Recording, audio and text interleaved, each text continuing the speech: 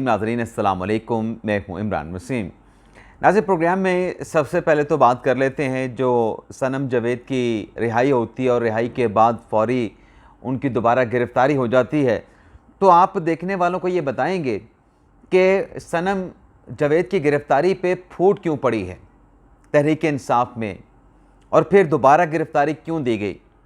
सबसे पहले तो इस खबर की डिटेल आप देखने वालों की खिदमत में पेश करेंगे, और फिर जो इमरान खान साहब से जुड़ी अहम खबरें हैं जिनका मैंने थंबनेल पे जिक्र किया है, उसकी डिटेल भी आगे चल के आप नाज़रीन के साथ डिस्कस करेंगे।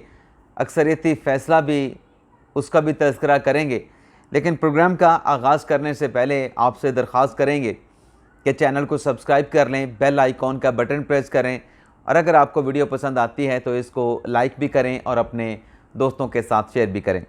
तो पहली खबर से नाज़रीन गुफ्तगू का आगाज़ करते हैं। आज सुबह को इम्कान था कि अलल सुबह जो है वो सनम जावेद को जो मुतलका अदालत है ड्यूटी जज की, वहाँ पे पेश कर दिया जाएगा, फ़िज़िकल रिमांड मांगा जाएगा। लेकिन बड़ी ताख़ीर से सनम जावेद को जो है ड्यूटी जज मलिक इमरान की अदालत में पेश किया गया। उनकी आमद से पहले, सनम जावेद को अदालत पहुँचाने से बहुत पहले, घंटों पहले, जो उनके वकील थे मियाँ इशफाक अली, वो पहुंच चुके थे, बाबर अमान पहुंच चुके थे, और वहां पे दीगर हुकाम, साफ़ी, पूरी मीडिया की टीमें वहां पे मौजूद थी। सनम जावेद आती हैं, उसके बाद अदालती कार्रवाई का आगाज़ होता है। तो नाज़रीन, मैं ये ज़रूर जो क्रेडिट बनता है, अप्रिसिएशन बनती है, वो ज़रूर देनी चाहिए। इसके लिए वो कहते हैं ना कि वो दिल छोटा नहीं करना चाहिए। मियाँ इशफाक अली साहब ने बहुत अच्छे और ज़बरदस्त दलाइल दिए और कन्विंस किया जज साहब को, कि बताया एक एक सीक्वेंस के साथ कि सनम जावेद को कब गिरफ़्तार किया गया, फिर एक केस में रिहा हुई तो दूसरे केस में कब गिरफ़्तार किया गया, दूसरे में रिहा हुई तो तीसरे में गिरफ़्तार करके कहाँ पे ले जाया गया। ये सारी जो एक कड़ियाँ हैं वो मियाँ इशफाक अली साहब ने अदालत के सामने रख दी, ड्यूटी जज के सामने, और कहा कि ये दिखा दें कि मलिक जावेद, अपने सनम जावेद के ख़िलाफ़ इनके पास सबूत क्या है फौजदारी केस का। अगर ट्वीट्स भी की हैं तो फौजदारी केस तो नहीं बनेगा। तो उसके बाद फिर जज साहब ने बड़े तलील दलाइल दिए मियाँ इशफाक अली ने। उसके बाद जज साहब ने जो रिमांड था जो कि मांगा गया था, क्योंकि मियाँ इशफाक अली साहब तो कह रहे थे कि कोई रिमांड की ज़रूरत नहीं, जिस पे जज साहब ने कहा कि रिमांड FIA ने मांगा है। तो फिर वो दलाइल के बाद फ़ैसला महफूज हुआ, और कुछ ही देर के बाद ये फ़ैसला फिर जब जज साहब ने सुनाया, जिसमें सनम जावेद को इस केस से जो है वो डिस्चार्ज कर दिया गया। अच्छा, डिस्चार्ज होने के बाद सनम जावेद को वकील के साथ, अपने वालिद के साथ, अपने हस्बैंड के साथ वहाँ से रवाना हुई, और वो पहुँची F8 में, जो मियाँ इशफाक साहब का अपना घर है, लॉयर का, जो उनके लॉयर हैं उनका घर है। अच्छा, वहाँ पे फिर पुलिस पहुँच गई, थाना रमना की पुलिस, और वहाँ पे जिस तरीके से जो साफ़ी बताते हैं हमारे कि वो कॉर्डन ऑफ करके उनके घर को, और वहाँ पर जो है वो फिर जब देखा गया, मियाँ इशफाक अली को पता चला तो वो खुद सनम जावेद को बाहर लेके आया और ख़ुद से उसकी गिरफ़्तारी जो है सनम जावेद को थाना रमना की जो पुलिस है उसके हवाले कर दी। अब नए किस केस में गिरफ़्तार किया गया, इस हवाले से नाज़रीन अभी तक हतमी तौर पर कोई डिटेल सामने नहीं आई। लेकिन ये ज़रूर है कि जैसे नाज़रीन ये सनम जावेद की रिहाई हुई है, तो ऐसे लगा कि जैसे तहरीक इंसाफ के जो अंदर अपने लोग हैं वो इस रिहाई पे खुश नहीं थे। ये नाज़रीन मैं आपको एक चीज़ दिखाने जा रहा हूँ, ये आप देखें। ये कौन है? ये बुशरा बीबी साहबा की हमशीरा हैं, मरियम रियाज भट्टू। कुछ केस अब डिसमिस हो जाएंगे। मखसूस नशिस्तों का मामला जो है, यानी सुप्रीम कोर्ट ने जो मखसूस नशिस्तों का फ़ैसला दिया है ना, उसके बाद मरियम भट्टो साहबा ये कह रही हैं कि अब कुछ केसेस डिसमिस हो जाएंगे, क्योंकि मखसूस नशिस्तों के ऊपर जो ख़वातीन हैं उनको लेके आना है। जिसके नज़र नाज़रीन आप ये देखें कि ये तैयबा राजा हैं, ये भी तहरीक इंसाफ की हैं, ये भी गिरफ़्तार थी 9 मई के केसेस में, और ये मरियम रियाज भट्टू के स्ट्रीट पर ये कहते हैं कि जी ऐसा ही है। तो ये कोई खुशी नहीं हुई सनम जावेद की रिहाई के ऊपर पाकिस्तान तहरीक इंसाफ के अंदर। तैयबा राजा तहरीक इंसाफ के रहनुमा हैं, और बुशरा बीबी साहबा इमरान खान साहब की अहलिया हैं, और मरियम रियाज भट्टू साहबा जो है वो बुशरा बीबी साहबा की जो है वो हमशीरा हैं। तो कोई खुशी नहीं हुई। लेकिन ज़ाहिर सी बात है कि जब खुश नहीं थे रिहाई पे, तो फिर जब थोड़ी देर के बाद रमना पुलिस ने गिरफ़्तार कर लिया, तो फिर मेरे ख्याल से इनको ज़रूर खुशी हुई होगी कि रिहाई के बाद दोबारा गिरफ़्तारी हुई है। लेकिन ये इस पर भी क्रेडिट देना चाहिए, जो जेस्चर था, कोई मुझसे इख्तलाफ भी कर सकता है, लेकिन जो चीज़ नज़र आ रही है उसको अप्रिशिएट करना चाहिए कि वो जैसे भी है सनम जावेद वो डट के खड़ी रही, उसने फेस किया। आज भी उसके चेहरे पे मुस्कुराहट थी, उसने कहा मैं उसी जगह पे खड़ी हूँ, उसका गुनाह होगा, उसका जुर्म होगा, लेकिन वो घबराई हुई नहीं है जैसे बाकी तहरीक इंसाफ के लोग घबरा गए थे। वो घबराई हुई नहीं है, वो आज भी फेस करने को तैयार है। दूसरी खबर नाज़रीन जो आपके साथ हमने शेयर करना है वो है नाज़रीन इमरान खान साहब के हवाले से। इमरान खान साहब को और बुशरा बीबी साहबा को जो आज उनके खिलाफ दूसरा केस है तोशाखाना 2 का, उसमें जिस्मानी रिमांड के लिए पेश किया गया जज मोहम्मद अली वड़ाई साहब के सामने। और पहले आपको फैसला सुना बता देते हैं और फिर हेयरिंग के पे भी आते हैं कि आज हेयरिंग में हुआ क्या है। तो नैब की तरफ से मोहसिन अरूज साहब पेश हुए, नैब के डायरेक्टर और नैब की टीम की तरफ से जिस्मानी रिमांड की इस्तदा की गई और इमरान खान साहब के वकला की जानिब से जिस्मानी रिमांड की मुखालफत की गई। ज़हीर बात चौधरी साहब पेश हुए, उस्मान गिल पेश हुए, खालिद यूसुफ चौधरी साहब जिनका नाम मीडिया पे कहीं नहीं आता कि ये भी एक वकील हैं, इमरान खान साहब की लीगल टीम का हिस्सा हैं, इनका मैं तो जिक्र ज़रूर करूँगा कि खालिद यूसुफ चौधरी साहब पेश हुए। खालिद यूसुफ चौधरी ने मीडिया के साथ गुफ्तगू करते हुए कहा कि ये झूठा बेबुनियाद केस है, आज तक इस केस के बारे में कभी हमें कोई मालूमात नहीं दी गई। लेकिन बहरहाल जज साहब ने, मोहम्मद अली वड़ाई साहब ने पहले 6 दिन का रिमांड दिया इमरान खान साहब का और बुशरा बीबी साहबा का, लेकिन वकला की तरफ से, खान साहब के वकला की तरफ से गालिबन उनकी कोई मसरूफियात थी, 2 दिन की मजीद दरख्वास्त की, तो फिर 8 दिन का जिस्मानी रिमांड कर दिया गया। और जो मुकदमे की कार्रवाई थी जिसे पहले 20 जुलाई तक जज साहब ने मुलतवी किया था कि इमरान खान साहब को और बुशरा बीबी साहबा को 20 जुलाई को पेश करें इस दूसरे रेफरेंस में, तो जब जिस्मानी रिमांड 6 दिन से बढ़ा के 8 दिन का किया गया तो फिर कहा गया कि आप इनको अब 22 जुलाई को पेश करेंगे, 2 दिन के बाद 20 जुलाई को पेश नहीं करेंगे। अच्छा नाज़रीन, ये तो फैसला हो गया आज की अदालती कार्रवाई का। जब नाज़रीन इमरान खान साहब को लाया गया और अदालती कार्रवाई का आगाज़ हुआ जिस्मानी रिमांड के लिए, तो इमरान खान साहब ने अदालती कार्रवाई का बायकॉट कर दिया, एतराज़ उठा दिया। खान साहब ने हंगामा बर्पा कर दिया।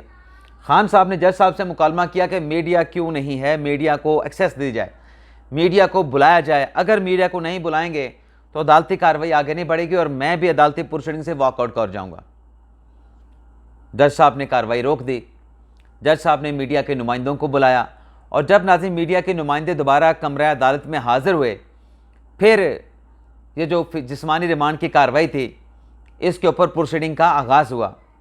और फिर यहाँ पर भी खान साहब ने जो है वो जज के साथ बड़े अहम मुकालमे किए। इमरान खान साहब ने जज साहब से कहा कि मेरी खातून का यानी मेरी अहलिया का तोशाखाना के साथ कोई ताल्लुक़ नहीं। ये खान साहब का दावा है, ज़ाहिर सी बात है कि खान साहब की अहलिया, उन्होंने कहा कि मेरी बीवी का कोई ताल्लुक़ नहीं। लेकिन वो जो बनी गाला के खान साहब के अपने एक एम्प्लॉय थे, वो शाजी क्या नाम था उनका, उनकी एक ऑडियो आई थी, लीक हुई थी, उसको कोई गैर कानूनी कहे जैसे कहे, लेकिन उसमें वो जो मुलाजम है बनी गाला का इमरान खान साहब का, वो ओन करता है कि ऑडियो मेरी है। उसमें सुन सकते हैं कि बुशरा बीबी साहब जो तोशाखाने की बात कर रहे हैं, तोशाखाने के तहफ़ की बात कर रही हैं। और फिर एक जुल्फ़ी बुखारी के साथ भी ऑडियो आई थी तोशाखाने की घड़ियों के हवाले से। और खान साहब बिल्कुल ठीक कह रहे हैं, बुशरा बीबी साहब का कोई ताल्लुक़ नहीं। बुशरा बीबी साहब की ऑडियो आई थी, तोशाखाने के तहफ़ की बात हो रही है, तोशाखाना डिस्कस हो रहा है, तोशाखाने के गिफ्ट कैसे आए, किसने भेजे, उसकी तस्वीर क्यों बनाई, तस्वीर बना के किसको भेजी, ये सारी जो है वो ज़िम्मेदारी इन मामलात को बुशरा बीबी साहब देखती थी। लेकिन इमरान खान साहब कह रहे हैं ना, बस इमरान खान साहब की बात को मान लिया जाए, बुशरा बीबी साहब का इस मामले से कोई ताल्लुक़ नहीं, क्योंकि खान साहब ने कह दिया। खान साहब झूठ तो नहीं बोलते ना, खान साहब तो बिल्कुल झूठ नहीं बोलते। खान साहब पहले कहते थे कि सबसे ज़्यादा जमहूरी है जनरल बाजवा, खान साहब ने तब भी सच कहा। फिर खान साहब ने कहा कि जनरल बाजवा मीर जाफ़र है, मीर सादिक है, ये भी खान साहब का ठीक था। फिर खान साहब ने कहा कि अमेरिका ने पाकिस्तान में मेरी हुकूमत गिराई है, साजिश की है, खान साहब ने यह भी ठीक कहा।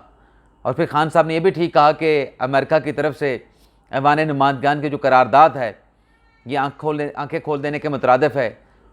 पहले ग़ुलामी से निजात हासिल करनी थी, फिर ग़ुलामी को वेलकम किया गया। तो खान साहब जो कहते हैं, जितना मर्जी बड़ा यूटर्न ले लें, पहले क्या कहा गया, बाद में खान साहब क्या कह रहे हैं, आपने क्वेश्चन नहीं करने, आपने कहने कि खान ने पहले कहा था तब भी ठीक था, खान आज जो कह रहा है खान आज भी ठीक है, खान कल को अगर कोई तीसरा मौक़िफ़ लेगा खान तब भी ठीक होगा।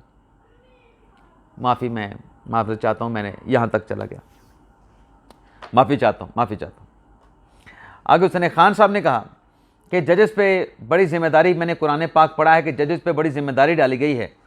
अब खान साहब ने कुरान पाक पढ़ा है तो हुक्मरान वक्त पे भी बड़ी जिम्मेदारी डाली गई है। तो खान साहब ने क्या वो जिम्मेदारी पूरी की थी? मैं सवाल पूछ रहा हूँ, मैं कह नहीं रहा कि खान साहब ने जिम्मेदारी पूरी नहीं की थी, मैं सवाल पूछ रहा हूँ। फिर खान साहब ने कहा कि मुझे अजियत पहुँचाने के लिए बुशरा बीबी साहबा के खिलाफ मुकदमा जो है वो किया गया है। चेयरमैन नैब के बारे में इमरान खान साहब ने कहा कि वो एक तवाइफ के मुतरादिफ है, जो तवाइफ होती है वो अपना जिस्म बेचती है और जो चेयरमैन नैब है उसने अपना ज़मीर बेच दिया है। इमरान खान साहब ने कहा कि बादशाह सलामत मुझे टारगेट कर रहे हैं, आर्मी चीफ का नाम नहीं लिया। और क्यों टारगेट कर रहे हैं? खान साहब कहते हैं कि आईएसआई के ओहदे से हटाया था और मेरी बेगम ने उनकी सिफारिश नहीं की थी। भाई आपकी बेगम उस वक्त के डीजी आईएसआई आसिम मुनीर की क्यों सिफारिश करेंगी?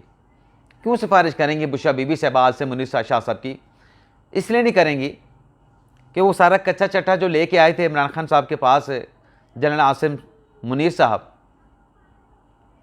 जो दस्तावेज़ात लेके आए थे, जो सबूत लेके आए थे कि आपके घर बनी गाला में कौन कौन सी डीलें होती हैं, कौन कौन से मामला चल रहे हैं, आप करप्शन का ख़ात्मा करना चाहते हैं। उन्होंने करप्शन की दुकान खोल रखी है मुबैना तौर पे।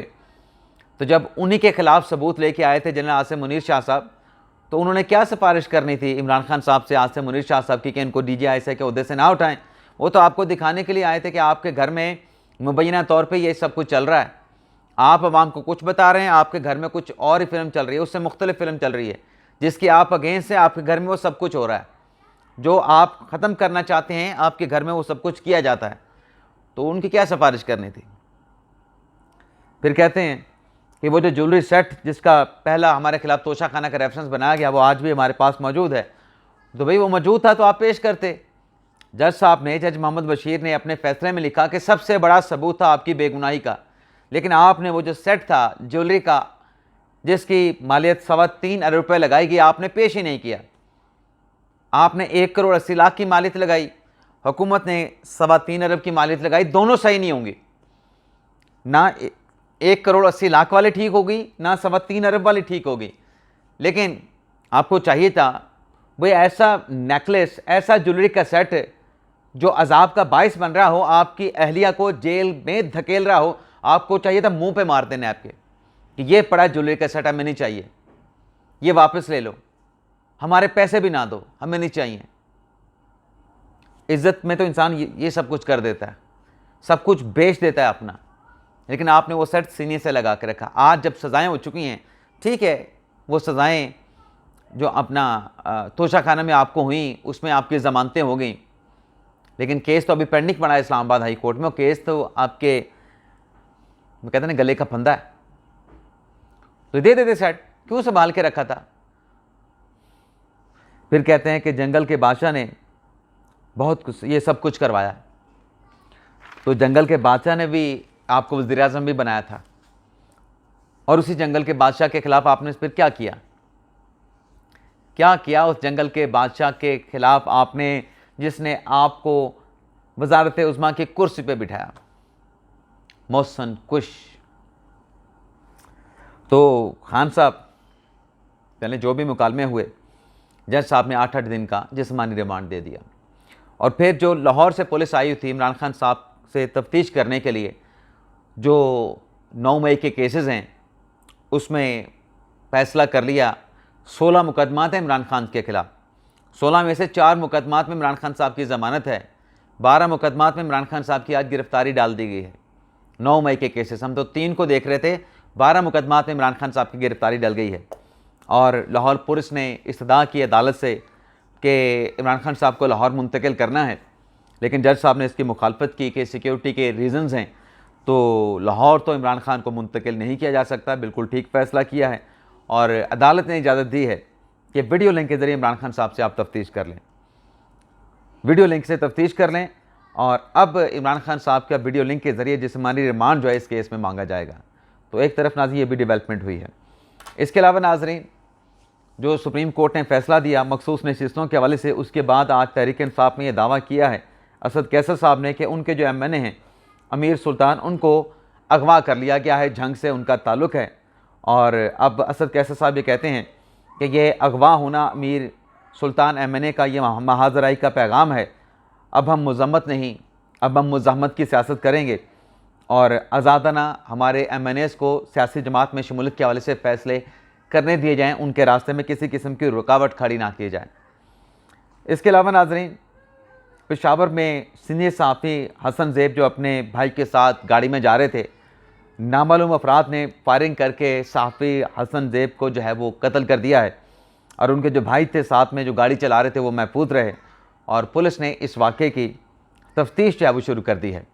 इसके अलावा नाज़रीन, 9-10 मुहर्रम आ रहा है, तो फैज़ाबाद पे तहरीक लब्बैक पाकिस्तान की जानिब से धरना दिया जा चुका है और हाफिज़ साद रिज़वी साहब इस धरने की क़यादत कर रहे हैं। फ़लस्तीन के साथ इजहार यकजहती के लिए फ़लस्तीन के हक़ में ये धरना फैज़ाबाद पे दिया गया है, जिसमें हुकूमत से मुतालबा ये किया जा रहा है कि जो इस्राएली प्राइम मिनिस्टर हैं नेतन्याहू, उनको दहशतगर्द, स्टेट दहशतगर्द करार दिया जाए और जो फ़लस्तीनी भाई हैं उन तक इमदाद पहुँचाई जाए और जो फ़लस्तीनी मसनूआत हैं उनका बाइकआउट किया जाए। तो देखते हैं, 9 मुहर्रम भी आ रहा है और जुड़वां शहरों का जो रास्ता है वो फैज़ाबाद का पुल बंद होने की वजह से लोगों को बहुत सारे मसाइल और मुश्किलात का सामना है नकल व हरकत के हवाले से, इस्लामाबाद से पिंडी जाने के लिए, पिंडी से इस्लामाबाद आने के लिए। तो देखते हैं, इंतज़ामिया की जानिब से मुज़ाकरात का आगाज़ तो कर दिया गया है तहरीक लब्बैक के साथ, तो कौन कौन सा मुतालबा माना जाता है और कब तक ये मुज़ाकरात कामयाब होते हैं, रावलपिंडी इस्लामाबाद के शहरियों को इन मुज़ाकरात की कामयाबी का इंतज़ार रहेगा। इजाज़त चाहते हैं नाज़रीन, अल्लाह हाफ़िज़।